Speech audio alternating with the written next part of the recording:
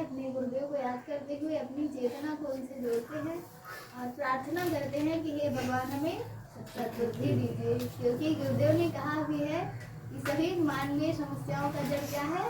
मानव दुर्बुद्धि। यदि इंसान में सद्बुद्धि आ जाता तो कुछ भी संकट होता नहीं होता। इसलिए होता है क्योंकि जब हम अपने स्वार्थों में डूब जाते हैं तो भूल जाते हैं कि वो पेड़ हमें बचाना चाहिए जो हमें ऑक्सीजन देता है, बल्कि हम उसे काटने लगते हैं। तो आइए भगवान से प्रार्थना करें कि हे ईश्वर हमें सद्बुद्धि दीजिए ताकि हम भी सन्मार्ग पर चल सके और आपकी जो ये वसुधा है जो आपने बड़े ही प्रेम से शांतिपूर्वक सबको रहने के लिए बनाया था, हम पुनः इसमें शांति की स्थापना कर सके।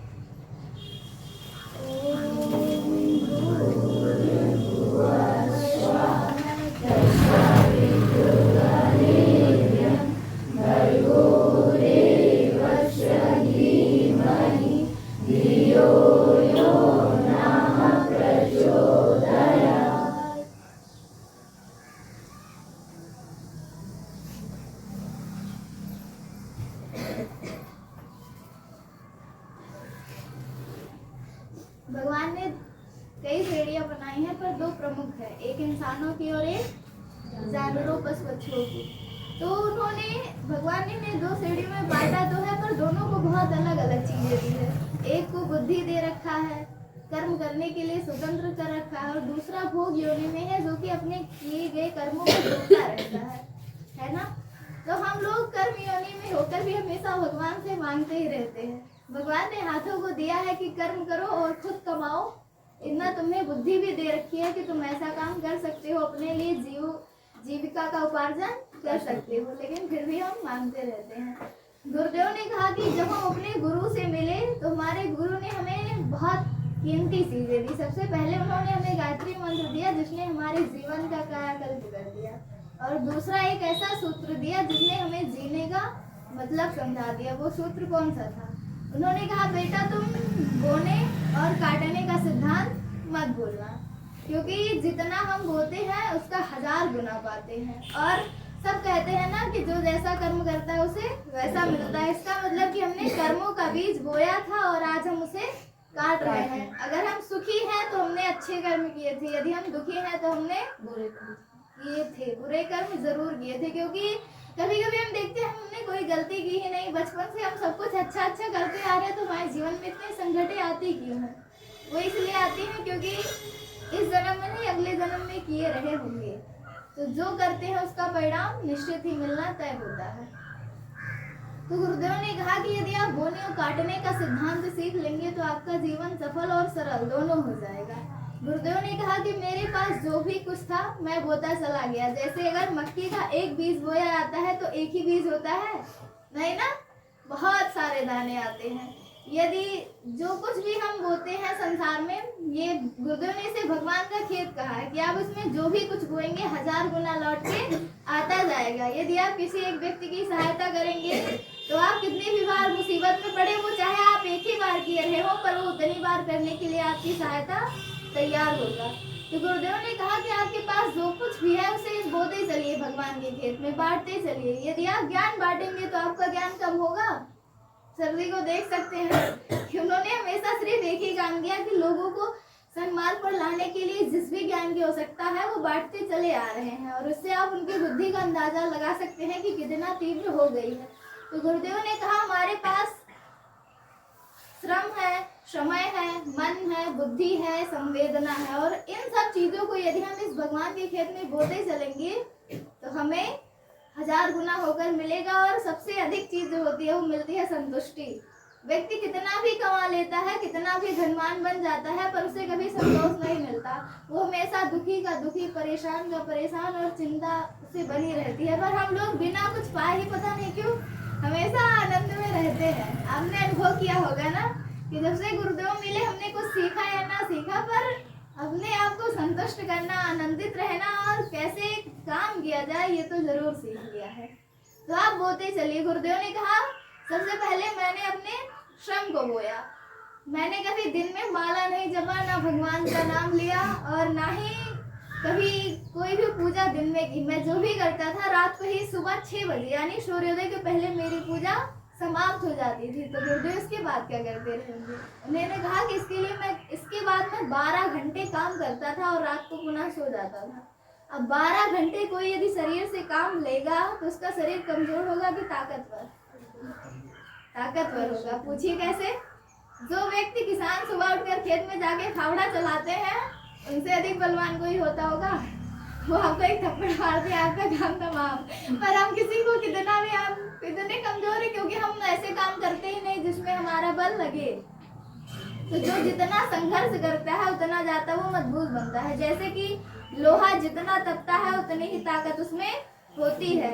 यदि सोने को कुंदन बनना हो तो 1000 बार या 100 बार उसे तपाना पड़ता है। तो जो जितना अधिक श्रम करता है उतना अधिक मजबूत होता है। जैसे शहरों में लोग कौन सा श्रम करते हैं? वो सिर्फ उनका ऑफिस वाला काम ज्यादा होता है तो उनका शरीर बहुत ही कमजोर होता है। हम लोग वहां जाएंगे तो जितना हम कर देंगे वो नहीं कर पाएंगे क्योंकि वो उतना श्रम करते ही नहीं। तो गुरुदेव ने अपने श्रम को सबसे पहले लगाया। सुबह से शाम तक उन्हें जो भी कार्य मिलता था वो करते जाते थे और इसके बाद वो कितने 80 साल के हो गए तब भी वो 12 घंटे ही काम करते थे। गुरुदेव ने कभी ये नहीं कहा कि अब मैं बूढ़ा हो चला हूँ, कमजोर हो चला हूँ, नहीं कहे। आज जितना वो बूढ़े होते जाते थे कहते हैं मैं और 1000 गुना काम करूंगा। और वो बोलते थे जब नहीं रहूंगा तब तो और अधिक काम करूंगा। ये संभव है? संभव विचारों का ऐसा बीज होता है जो कुछ भी करवा सकता है। तो उन्होंने अपने श्रम को लगाया, उन्होंने अपने समय को लगाया। किस में लगाया? समाज में लगाया, लोगों के उत्थान में लगाया, लोगों को ज्ञान देने के लिए लगाया, लोगों को सही रास्ते पर लाने के लिए लगाया और देश को आजाद कराने के लिए लगाया। तो क्या आज वो 80 साल के ही है? नहीं, उन्हें आज भी हम याद कर रहे हैं। उनकी उम्र बढ़ती जा रही है। शरीर की उम्र बढ़ने से कुछ नहीं होता जब तक हमारे विचारों की उम्र ना बढ़े। गुरुदेव को अगर आप जानते हैं तो उनके कार्यों और विचारों से ही जानते हैं। यदि गुरुदेव आज भी होते, बहुत लोग हैं पर कोई शरीर को नहीं प्यार करता, आपके कार्यों को, आपके विचारों को ही प्यार करते हैं। यदि आप किसी से टेढ़ा बोलेंगे तो वो आपको प्यार करेगा? नहीं। यदि आप किसी से प्रेम पूर्वक व्यवहार करेंगे तो आपको प्रेम करेगा और हमेशा करेगा। जब तक जिएगा तब तक याद रखेगा कि उनका व्यवहार कितना अच्छा था। तो गुरुदेव ने अपने समय और श्रम दोनों को संसार में लगाया और दोनों का प्रतिफल पाया। श्रम किया तो उनका शरीर मजबूत हुआ और समय दिया तो आज उनकी आयु हजारों वर्ष की हम लोग करते जा रहे हैं क्योंकि उन्होंने इतना किया है। और हमको भी पता नहीं किस पतन में हम लोग गिरे जा रहे थे। हमारी बुद्धि कितनी निकृष्ट थी हम सोच नहीं सकते और उसे इतने जल्दी, जो भी गुरुदेव के विचारों को बढ़ता है वो उतनी जल्दी अपनी चेतना को उठा हुआ पाता है। तो गुरुदेव ने लोगों की सोई हुई चेतनाओं को पुनः जागृत करने का प्रयास किया और अपने जो मन था पूरा, हम लोग अपने मन को कहाँ लगाते हैं? खाने में, पीने में, पढ़ने में, सोने में और मनोरंजन की चीजों में लगाते जाते हैं ना। कि हमें ये करना है, वो करना है। कभी ये नहीं सोचते कि लोग पीड़ित हैं, उनके लिए भी हमें कुछ करना होगा। तो उन्होंने कहा कि मैं जब से होश संभाला हो और जब तक मैं जिंदा रहा हूँ मैंने सिर्फ एक ही चिंतन किया कि कैसे लोगों की जो मानसिकता है वो निकृष्ट स्तर की हो गई है उसे कैसे पुनः उठाया जाए, लोगों को पुनः कैसे समझाया जाए कि मानव गरिमा क्या होती है, मानवीय गरिमा के अनुसार जीवन कैसे जिया जाता है। और उन्होंने जो अपनी बुद्धि थी उसे भी उसी काम में लगाया है कि नहीं? अब कोई अपनी बुद्धि कहाँ लगाता है? अपना सिलेबस खत्म करने में, कैसे कमाया जाए कि हमारे ही परिवार का भरण पोषण हो सके। पर उन्होंने ऐसा नहीं किया। उन्होंने कहा कि किन ज्ञानों को पुनः इसे उतारा जाए। अब उन्होंने 18 पुराणों का भाष्य किया, अपनी बुद्धि से ही किया ना, और स्मृतियों का, दर्शन का, और न 3200 किताबें लिखी। तो बिना बुद्धि के तो नहीं लिखी जा सकती। सोचिए, अब जब उन्होंने इतना सब काम किया और किसके हित में किताबों को लिखा? समाज के हित में, कि लोगों का जीवन कैसे ठीक हो, लोगों में पुनः कैसे ज्ञान का प्रकाश आए। इसी क्षेत्र में उन्होंने काम किया और आज उनकी बुद्धि की तुलना किसी से की ही नहीं जा सकती। किसी से की जा सकती है? कोई कितना भी पढ़ ले, वैज्ञानिक विद्वान हो जाए, पर गुरुदेव के आगे 3200 किताबों के आगे उनके सारे विचार फेल हो जाते हैं जब वो। और उन्होंने अपनी संवेदनाओं को मानव समाज में लगाया। लोगों की पीड़ा गुरुदेव कभी देखते थे? नहीं देखते थे। यदि उन्हें किसी को कोई तकलीफ में देख ले, एक बार सर जी कहानी बताते हैं छक्कू माता की, है ना, कि जब उन्हें कुष्ठ रोग हो गया और छुआछूत हमारे देश में कितना था ये तो आप जानते हैं, अब भी होता होगा कि अगर हम लोग छूले तो ब्राह्मण खाना नहीं खाएंगे, चाहे हटाइए सब। तो वो ये सब जानते हुए भी गुरुदेव ने उनकी पीड़ा को देखा, ये नहीं देखा वो किस जाति की है, कैसी है, कैसी नहीं। उन्होंने सिर्फ सिर्फ उनकी पीड़ा को देखा और घर से निकल दिए। गए, उन्हें मरहम पट्टी किया और वो उन्हें डांटते रहे कि तुम मत आओ, नहीं तो मारे जाओगे, डांटे जाओगे, क्योंकि उस जमाने में लोग जाने ही नहीं देते थे। लेकिन गुरुदेव ने ये देखा नहीं, उन्होंने कहा सेवा का अवसर हाथ से आया है तो उसे हमें गंवाना नहीं चाहिए। तो और उनकी संवेदना भी थी। हम लोग आजकल सेवा तो करते हैं लेकिन हमारे मन में जो भर दिया गया है वो देखकर कि सर जी कहे किसी की मदद करोगे तो अच्छा होगा, है ना। पर क्या हम जब हम किसी को पीड़ित देखते हैं तो हम स्वयं पीड़ा का अनुभव कर पाते हैं? जरूरी तो यही है ना कि किसी को हम देखते हैं तो क्या हम पीड़ा का अनुभव कर पाते हैं? मदद तो हम सुन के भी कर सकते, बहुत सारे काम हम सुन सुन के करते हैं ना। कि जैसे अब हम कहीं गए तो एग्जाम्पल, जैसे कि हम जाते हैं कहीं तो भगवान का मंदिर पड़ता है ना। अब हमें बहुत बार ऐसा होता है कि भाव नहीं होता मन में प्रणाम वाला, लेकिन जैसे वहां पहुंचते सिर झुक जाता है, जय भगवान जी। तो कुछ चीजें हम सुनने के आधार पर करते हैं, पर वास्तव में वो भाव, वो पीड़ा अपने अंदर महसूस ना हो तो उतना अर्थ नहीं रह जाता। क्योंकि क्या पता आज हमें समय है तो हमने किसी की मदद कर दी और कल समय ना हो तब नहीं करेंगे। पर जब कल हमारे पास उनके प्रति जो पीड़ा है वो हम अनुभव करते जाएंगे तो समय हो और चाहे ना हो, हम अपना समय निकाल कर उनकी सेवा जरूर करेंगे। तो गुरुदेव ने कहा है कि जब भी सेवा का अवसर है हाथ से ना जाने दीजिए। तो सिर्फ गुरुदेव सेवा का अवसर नहीं ढूंढते थे, लोगों की पीड़ा भी अनुभव करते थे। तो उन्होंने उनकी नहीं सुनी और किए। जब घर आए तो फिर उनके चाचा वाचा जी लाठी लेकर खड़े थे और उनकी मम्मी ने कहा कि अब तुम्हें घर में हम नहीं घुसने देंगे। गंगा जल लेके आई, बोली अब नहाओ और इसके बाद नए कपड़े लेकर आई, इसे पहनो। बताओ, किसी की सेवा करने के बाद व्यक्ति की भावनाएं पवित्र होती हैं कि वो एकदम नीच स्तर की हो जाती हैं, पवित्र होती है ना, वो और ही ज्यादा प्रखर हो जाती है। लेकिन लोग पता नहीं कैसे हमारे समाज में अभी जी रहे हैं कि लोग कितने भी अच्छे हो। डॉक्टर भीमराव अंबेडकर ब्राह्मण थे? नहीं थे, पर वो विचारों से कितने अच्छे थे कि उन्होंने ऐसा काम किया जो शायद कोई नहीं कर सकता था। आज हम सब एक क्लास में एक साथ पढ़ रहे हैं, किसकी देन है? उन्हीं की देन है। तो ऐसे कुछ महापुरुष आते हैं जो रूढ़वादिता को तोड़ते जाते हैं और नई परंपराओं की स्थापना करते हैं जो हमारे जीवन में पुनः सुख और शांति का उद्भव कर सके। तो गुरुदेव ने इनकी बात नहीं सुनी और जितना भी लोगों ने बोला वो सुनते गए। लेकिन फिर बाद में गुरुदेव ने क्या कहा, अच्छा ठीक है लेकिन 5-6 दिन के लिए और हमारा बाहर ही इंतजाम कर दो, मैं जब तक वो ठीक नहीं हो जाऊंगी तब तक जाऊंगा। तो उन्होंने यह किया। लेकिन आज भी जब गुरुदेव अपने लेक्चर में हमेशा कहते रहे कि मैं जितना भी जो कुछ कर पाया सिर्फ उन्हीं का आशीर्वाद था। सोचिए, उन्होंने अपनी भाव संवेदनाओं को एक जगह उड़ेला और उसे कितना विस्तृत पाया। अगर वो धीरे धीरे सबको अपना नहीं मानते, सब में अपने आप को नहीं देखते, तो आज जो इतना बड़ा उनका परिवार है बन पाता। आज हम सब बहुत गर्व से कहते हैं जितना उनके बच्चे नहीं उनको पिता मानते होंगे उतना हम मानते हैं ना कि हमारे गुरुदेव है।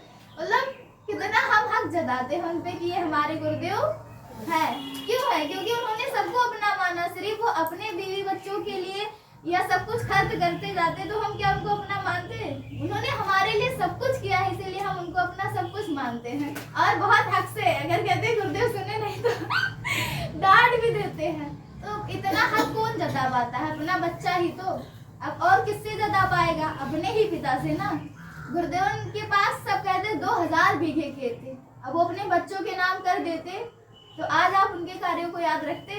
नहीं। उन्होंने स्कूल खुलवा दिया कि मैं अपने बच्चों के लिए नहीं, जो और बच्चे हैं उनके लिए काम करूंगा। तो वो बच्चे उन्हें क्या देते हैं?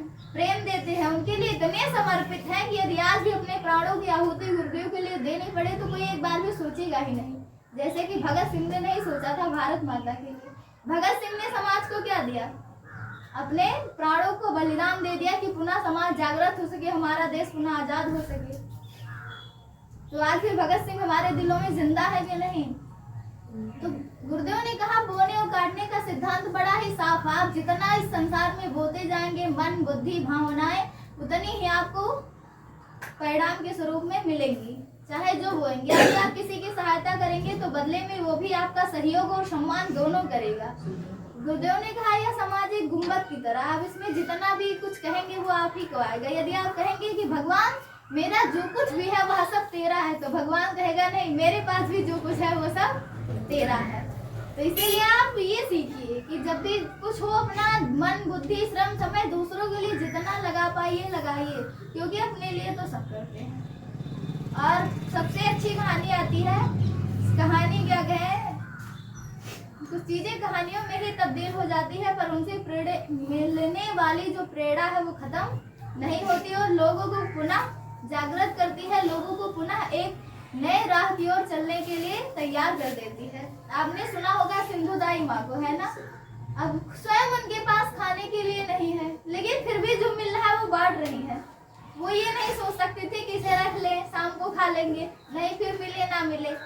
सोचा उन्होंने नहीं सोचा। हम सोचते पहले अपना तो कमा ले, खुद तो इतने लायक हो जाए तब तो समाज की सेवा करेंगे। बात सही, हमारे पास कुछ होगा तभी देंगे, पर जो है वो तो दे अभी, है ना। तो उन्होंने देती गई और उन्होंने अपनी बच्ची को जो था कहीं और दे दिया अनाथ आश्रम में कि वो वहां पले। लेकिन जो दूसरों के बच्चे थे जिनके स्वयं माता पिता नहीं थे, उन्होंने उनको अपना मानना शुरू किया और प्यार बांटती गई बांटती गई। क्या उन्हें प्यार नहीं मिला? अरे इतना प्यार मिला जितना हम आपको नहीं मिलता।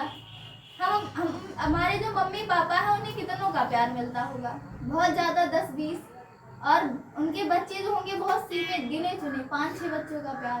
पर उन्हें कितने बच्चों का प्यार मिला? हजारों बच्चों का प्यार मिला। और उनकी जो इस बलिदान को, इस प्यार भरी कहानी को सुनता है वो भी उन्हें अपनी माँ कहने लगता है। हम लोग भी उन्हें सिंधुदाई माँ के ही नाम से तो जानते हैं और वो सबकी माँ हो जाती है। तो आप जितना बांटते चलेंगे उतना ही मिलेगा। तो ये सिद्धांत हमें सीखना चाहिए कि हमारे पास जो कुछ भी है, यदि प्यार से बोलने की कला आती है तो हम बोले, यदि हमें दूसरों की मदद करनी आती है तो हम करें। और सब पहली बात तो ये हो गई कि आप बोते चलिए और काटते चलिए, जितना बोएंगे उतना उससे 1000 गुना काटेंगे। और सर जी भी कहते हैं, सर जी ने जब ज्ञान देना और गुरुदेव का काम करना शुरू किया था तो अकेले चले थे ना, पर लोगों की सहायता करते करते, लोगों को एक नया मार्ग दिखाते दिखाते आज वो हजारों के बीच में एक मसीहा बन गए हैं। परशुरामपुर की सोई हुई चेतना को जागृत करने का अगर किसी को श्रेय जाता है तो किसे जाता है? देवा सर को जाता है। लोगों के अंदर जो नई विचारधाराएं हैं, लोगों के अंदर जो नई नई कल्पनाएं आती है कि नहीं हम भी कुछ अच्छा कर सकते हैं, लोग जैसे भारत था वैसे पुनः भारत बनाने के लिए यहाँ के लोग जो पुनः एकजुट होकर प्रयास कर रहे हैं, वो किसकी देन है? सर जी की ही देन है। पर उन्होंने पहले बोया, अपना समय, अपना श्रम, अपना मन, अपना बुद्धि सब कुछ इसमें लगा दिया, तो आज उनके पास सब कुछ है।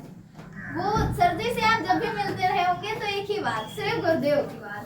कभी सर जी ने इधर उधर की बात की नहीं। सर जी सिर्फ एक ही बात करते हैं कि गुरुदेव का काम कैसे हो, दुनिया कैसे बदले और गुरुदेव ने जो भी संकल्प लिया है वो कैसे पूरा हो। तो जब भी हम अपने आप को किसी एक ही कार्य की तरफ लगाते जाएंगे तो वो कार्य पूरा होना संभव है कि नहीं है? जब एक व्यक्ति संकल्प ले लेता है वो पूरा कर सकता है, तो 1000 व्यक्ति जब वही संकल्प ले ले तो वो पूरा नहीं होगा? होगा। तो सबसे पहले आप अपने अंदर यह गुण लेके आइए कि हमें जो भी कुछ हमारे पास है हमें इस भगवान के खेत में बोते चलना है। और ये सब भगवान का खेत ही है, तो जो चीज भगवान ने बनाया, भगवान ने संवारा, वो भगवान का ही है। और दूसरी बात, आप स्वाध्याय में आलस्य प्रमाण मत करिए। सर जी को कभी देखे हैं कि वो स्वाध्याय ना किए हो? ऐसा हो ही नहीं सकता कि कोई दिन ऐसा बीत गया हो जब सर जी स्वाध्याय ना करते हो। और गुरुदेव भी 2 घंटे नित्य अध्ययन किया करते थे। जब हम स्वाध्याय करते हैं तो हम सिर्फ स्वाध्याय नहीं करते, जब हम उन किताबों को पढ़ते हैं तो हमें अपनी कमियां दिखाई देती हैं, अपने आप का अध्ययन करते हैं कि हम कैसे हैं। जब आप किसी के बारे में पढ़ेंगे, चाहे वो स्वामी विवेकानंद हो, चाहे शिवाजी हो, चाहे भगत सिंह हो और चाहे महाराणा प्रताप हो, तो आप अपने आप को देखेंगे कि हम ऐसे हैं।